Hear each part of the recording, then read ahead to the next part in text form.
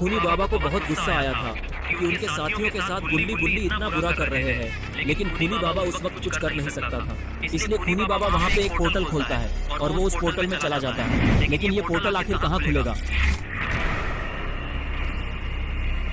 अरे ये क्या, खूनी बाबा तो फिर से काली पहाड़ी पे आ गया है और फिर खूनी बाबा अपनी शक्तियों को बढ़ाने के लिए वहाँ पे तपस्या करने लगता है। लगता है खूनी बाबा को और शक्तियों की जरूरत पड़ेगी बाबा को हराने के लिए। और इसी तरह खूनी बाबा को तपस्या करते करते 4 महीने बीत जाते हैं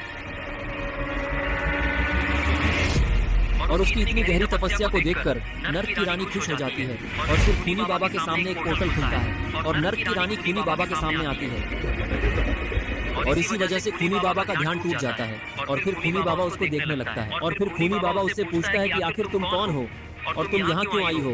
कहीं तुम मेरी तपस्या खराब करने के लिए तो यहाँ पे नहीं आई हो ना? अगर ऐसा है तो तुम इसी वक्त यहाँ से चली जाओ, वरना अगर मुझे गुस्सा आ गया तो तुम जो कोई भी हो तुम मेरे हाथों से जिंदा नहीं बचोगी। इसीलिए मैं तुम्हें एक आखिरी मौका दे रहा हूँ, क्योंकि मेरे पास ज्यादा वक्त नहीं है। मुझे अपनी तपस्या फिर से स्टार्ट करनी है ताकि मैं अपनी शक्तियों को 10 गुना बढ़ा सकूं और फिर मैं सबसे पहले वो बाबा लंगोटी लाल को हरा के इस दुनिया पे राज करूंगा। तभी वो नर्क की रानी खूनी बाबा से बोलती है कि मैं नर्क की रानी हूँ और मैं तुम्हारी तपस्या खराब करने नहीं आई हूँ, बल्कि मैं तो यहाँ पे तुम्हारी इतनी गहरी तपस्या से खुश होकर यहाँ पे तुमसे बात करने आई हूँ। और पहली बात, तुम्हें अपनी शक्तियों पे इतना घमंड क्यों है? ये बिल्कुल अच्छी बात नहीं है, क्योंकि तुम्हें अभी मेरी शक्तियों का अंदाजा नहीं है। मैं चाहूँ तो तुम्हें चुटकियों में मिट्टी में मिला सकती हूँ, क्योंकि मुझे काली शक्तियों का पूरा ज्ञान है। और अगर तुम चाहते हो कि मैं तुम्हें काली शक्तियों का राजा बनाऊं, तो पहले तुम्हें मुझसे अच्छे से बात करनी होगी, तभी मैं तुम्हें कुछ बताऊंगी। तभी खूनी बाबा बोलता है कि अच्छा, मुझे माफ कर दो, मुझे पता नहीं था कि तुम कौन हो। मुझे तो लगा कि तुम बस मेरी तपस्या खराब करने आई हो, इसलिए मैं थोड़ा गुस्सा हो गया था, इसलिए मुझे माफ कर दो। और तुम मुझे बताओ कि मैं वो काली शक्तियों को कैसे हासिल कर सकता हूँ, जिसकी मदद से मैं 10 क्या 100 गुना ज्यादा ताकतवर हो जाऊंगा। फिर तो मैं उस बाबा लंगोटी लाल को चुटकी बजा के हरा दूंगा और फिर मेरा इस दुनिया पे राज करना और भी आसान हो जाएगा। ये सुनकर वो नर्क की रानी खूनी बाबा से बोलती है कि काली शक्तियों को पाना इतना आसान नहीं है, क्योंकि उसको पाने के लिए तुम्हें धरती से नर्क का रास्ता खोलना होगा ताकि तुम नर्क में आ सको और तुम्हें वो काली शक्तियाँ नर्क में ही मिलेगी। लेकिन एक बार तुम नर्क में चले गए तो तुम जिंदा वापस नहीं आ सकते, क्योंकि नर्क में एक से एक बड़े राक्षस रहते हैं जिनका सामना करना आसान नहीं है। और अगर उन्होंने तुम्हें हरा दिया तो तुम्हें वो अपना नाश्ता बनाकर खा जाएंगे, और अगर तुम उनसे बच भी गए तो तुम्हें आखिरी में सबसे बड़ी मुसीबत का सामना करना पड़ेगा, जिसके बारे में मैं तुम्हें अभी नहीं बता सकती। वो तुम्हें नर्क में आके ही पता चलेगा और तुम बिना वो काली शक्तियों के नर्क के बाहर भी नहीं निकल सकते। इतना बोलने के बाद वो नर्क की रानी वहाँ से वापस चली जाती है और वो पोर्टल भी बंद हो जाता है। उसके बाद खूनी बाबा जमीन पे आता है और सोचने लगता है उसे अब क्या करना चाहिए। उसे वो काली शक्तियाँ लेने के लिए नर्क में जाना चाहिए या फिर नहीं, क्योंकि अगर वो एक बार वहाँ चला गया तो वहाँ से वापस जिंदा आना बहुत मुश्किल है। लेकिन खूनी बाबा फिर भी नर्क में जाने का फैसला करता है और फिर खूनी बाबा उस जादुई छड़ी की मदद से जमीन में बिजली गिराने लगता है, जिसकी वजह से एक जोरदार से धमाका होता है और खूनी बाबा भी दूर जाके गिरता है। लेकिन इस धमाके की वजह से जमीन फट जाती है और नर्क में जाने का दरवाजा खुल जाता है। थोड़ी ही देर में खूनी बाबा उठ के खड़ा हो जाता है, लेकिन वो थोड़ा घायल है और फिर खूनी बाबा बिना देरी किए उस जमीन के अंदर कूद जाता है और फिर खूनी बाबा नर्क में पहुंच जाता है। लेकिन नर्क में कोई जादू काम नहीं करता, इसलिए खूनी बाबा की छड़ी गायब हो जाती है और फिर खूनी बाबा उठ के खड़ा होता है और वो चारों तरफ देखने लगता है।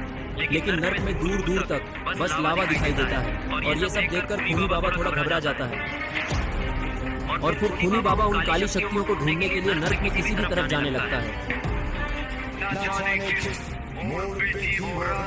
लेकिन खूनी बाबा जैसे ही थोड़ा आगे पहुंचता है, उसके सामने बहुत सारे राक्षस आ जाते हैं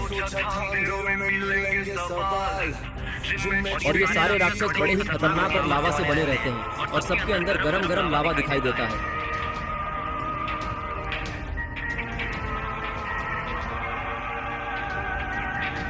खूनी बाबा इन सबको देखकर बहुत ही ज्यादा डर जाता है और पीछे हटने लगता है और तभी उनमें से एक राक्षस अपने बहुत सारे क्लोन बना लेता है और खूनी बाबा को चारों तरफ से घेर लेता है और खूनी बाबा उन सारे क्लोन्स को देखने लगता है और उन क्लोन्स को देखकर वो बहुत ही ज्यादा घबरा जाता है और उसको समझ नहीं आता है कि वो अब क्या करे। और तभी खूनी बाबा उन राक्षसों को देखकर बोलता है कि तुम लोग जो कोई भी हो मेरे रास्ते से हट जाओ, क्योंकि मेरा नाम खूनी बाबा है और तुम लोगों को मेरी शक्तियों का बिल्कुल भी अंदाजा नहीं है। मैं तुम लोगों को एक आखिरी मौका देता हूँ, मेरे सामने से हट जाओ वरना मरने के लिए तैयार हो जाओ, क्योंकि मुझे नर्क की काली शक्तियों का राजा बनना है और वो मैं बन के रहूंगा और जो कोई भी मेरे सामने आएगा वो इस गरम गरम लावा में मिट जाएगा। और इसीलिए तुम लोगों के पास सिर्फ 2 ही रास्ते हैं, या तो तुम मेरा साथ दो या फिर तुम लोग मेरे हाथों मर जाओ। अब तुम्हें जो पसंद है जल्दी से बता दो। लेकिन तभी वो सारे राक्षस बाबा पे एक साथ हमला कर देते हैं जिसके कारण खूनी बाबा उन सब के नीचे दब जाता है और तड़पने लगता है। लेकिन तभी खूनी बाबा की शक्तियाँ वापस काम करने लगती हैं और वो ऊपर से सभी राक्षसों के ऊपर एक बिजली गिरा देता है, जिसके कारण वहाँ पे धमाका होता है और वो सारे राक्षस दूर जाके गिरते हैं और खूनी बाबा फिर से खड़ा हो जाता है। इस हमले से वो सभी राक्षस वहाँ से गायब हो जाते हैं और ये देखकर खूनी बाबा जोर जोर से हंसने लगता है। और तभी ये देखकर वहाँ खड़े दूसरे डीमन को बहुत ही ज्यादा गुस्सा आ जाता है और वो खूनी बाबा से बोलता है कि तुमने हमारे एक साथी को तो हरा दिया, लेकिन वो हम सभी में से सबसे कमजोर था। अभी तो तुम्हें असली नर्क के राक्षसों का अंदाजा भी नहीं है कि यहाँ के लोग कितने ताकतवर हैं। और तुम्हें क्या लगता है तुम इतनी आसानी से वो काली शक्तियाँ यहाँ से लेके जा सकते हो? तो तुम बिल्कुल गलत सोच रहे हो, क्योंकि उससे पहले तुम्हें हम सभी को हराना होगा, जो कि तुम्हारे लिए नामुमकिन है। इसलिए तुम्हारे पास अभी भी वक्त है, तुम हमारे सामने अपने घुटने टेक दो, वरना मरने के लिए तैयार हो जाओ।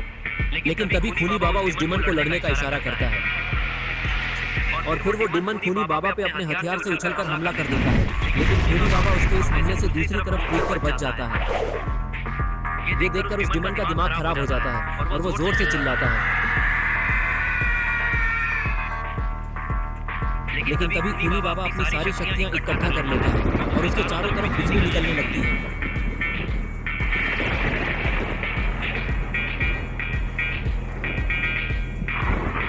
और ये देखकर वो डीमन भी हैरान हो जाता है।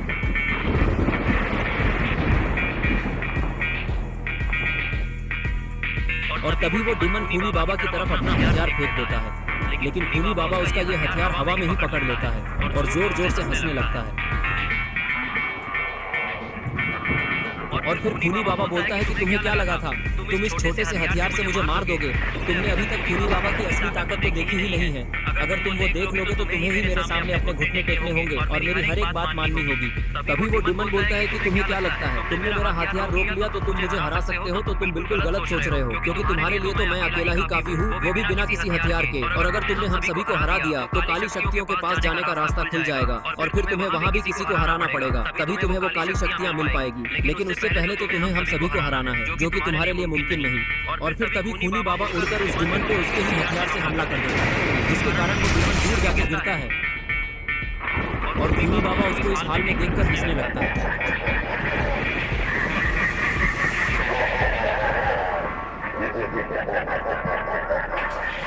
और तभी वो डीमन घायल होकर उठने की कोशिश करने लगता है और थोड़ी ही देर में वो उठकर खड़ा हो जाता है।